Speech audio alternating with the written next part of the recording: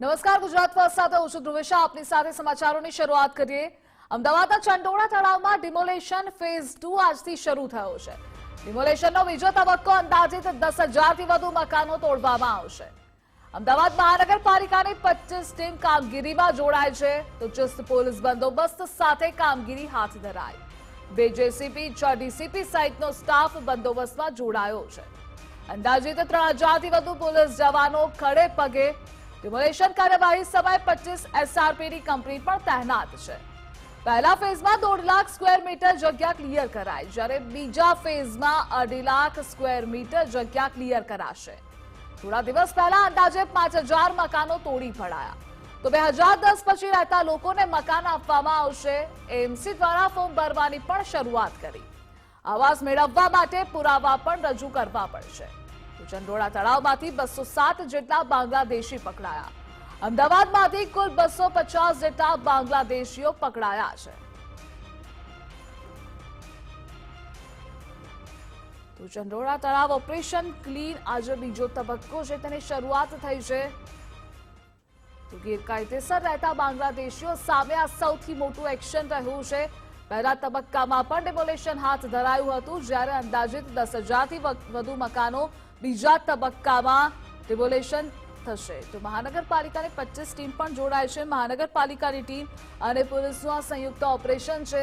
2 JCB, 6 DCP સહિતનો staff પણ બંદોબસ્તમાં સામેલ છે. 250 જેટલા બાંગ્લાદેશીઓ અમદાવાદમાંથી કુલ પકડાયા છે. આ તમામ સામે એક્શન લેવામાં આવી રહ્યા છે. તો અમદાવાદના ચંડોળા તળાવમાં ડિમોલેશન ફેઝ 2 ની શરૂઆત થઈ છે. તો 2.5 લાખ સ્ક્વેર મીટર જગ્યા ક્લિયર કરવામાં આવશે.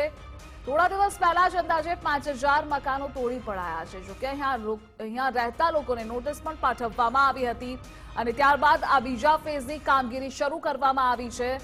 તો આવાસ મેળવવા માટે પુરાવા પણ રજૂ કરવા પડશે. ચંડોળા તળાવમાંથી 207 જેટલા બાંગ્લાદેશીઓ પણ પકડાયા છે, અને ટોટલ અમદાવાદમાંથી 250 જેટલા બાંગ્લાદેશીઓ પકડાયા છે. ગેરકાયદેસર રહ્યા બેની બાંગ્લાદેશ કરકી દેવામાં આવ્યું હતું, અને આ તમામ સામે તવાઈ બોલાવવામાં આવી છે. પહેલા ફેઝની જ્યારે કામગીરી થઈ, ડિમોલેશન થયું, ત્યારે પણ આવા દ્રશ્યો સામે આવ્યા હતા, અને આજે બીજો તબક્કો છે. ઓપરેશન ક્લીન નામ આપવામાં આવ્યું છે. ચંડોળા તળાવના જેટલા પણ ગેરકાયદેસર બાંધકામો હતા તેને હટાવવામાં આવી રહ્યા છે. તો 3,000થી વધુ પોલીસ જવાનો પણ ખડે પગે છે. ડિમોલેશન કાર્યવાહી સમયે 25 એસઆરપીની કંપની પણ તૈનાત છે. પહેલા ફેઝમાં 1.5 લાખ સ્ક્વેર મીટર જગ્યા ક્લિયર કરવામાં આવી છે, જ્યારે બીજા ફેઝમાં 2.5 લાખ સ્ક્વેર મીટર જગ્યા ક્લિયર કરાશે. અને આ મુદ્દે સંવાદદાતા માનસી જોડાયેલા છે. માનસી, આજે ચંડોળા તળાવ ઓપરેશન ક્લીનનો બીજો તબક્કાની શરૂઆત થઈ છે. અપડેટ શું મળી રહી છે તે જણાવશો, અને આસપાસના દ્રશ્યો પણ.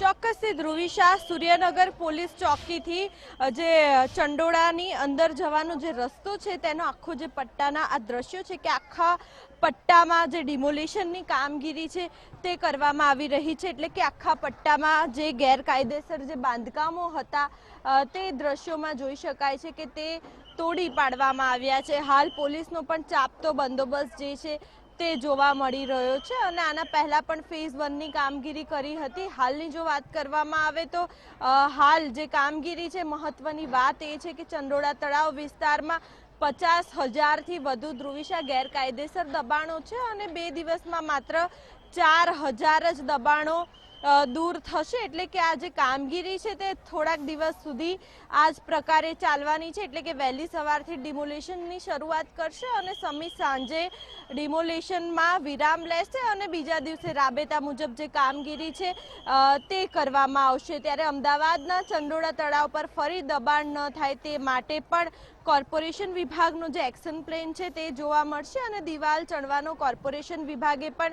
જે નિર્ણય છે તે નિર્ણય લીધો છે, અને મનપાના કર્મચારીઓ અને ખાનગી એજન્સીના જે માણસો છે તે સાથે રહીને આવશે, અને સર્વે જે છે સર્વેની કામગીરી તે પણ કરવામાં આવશે. હાલની વાત કરવામાં આવે તો ચંડોળા તળાવનો આધુનિક રીતે જે વિકાસ છે તે વિકાસ કરવામાં આવશે, જેથી લોકો અહીં હરવા ફરવા માટે આવી શકે, અને તેમાંથી પણ જે આવક છે સરકારને તે આવક થઈ શકે. એટલે કે અમદાવાદના મનપા દ્વારા દાણી લીમડામાં આવેલું ચંડોળા તળાવ છે તે 27 53 કરોડના ખર્ચે જે ડેવલપમેન્ટની કામગીરી છે તે કરવામાં આવશે અને આ ચંડોળા તળાવની ફરતે જે ડેનેજ લાઇન છે, વોકવે છે, BRTS રોડ છે અને ડેવલપમેન્ટ એરિયામાં અપર પ્રોમિનાન્ટ અને ખાસ કરીને તે પ્રકારની જે કામગીરી છે તે કરવામાં આવશે. હાલની વાત કરવામાં આવે તો આ સમગ્ર વિસ્તારમાં ગેરકાયદેસર બાંધકામ જોવા મળ્યા હતા, એટલે કે જે તળાવ હતું તે તળાવની આસપાસ અંદાજે 50,000 કરતાં પણ વધારે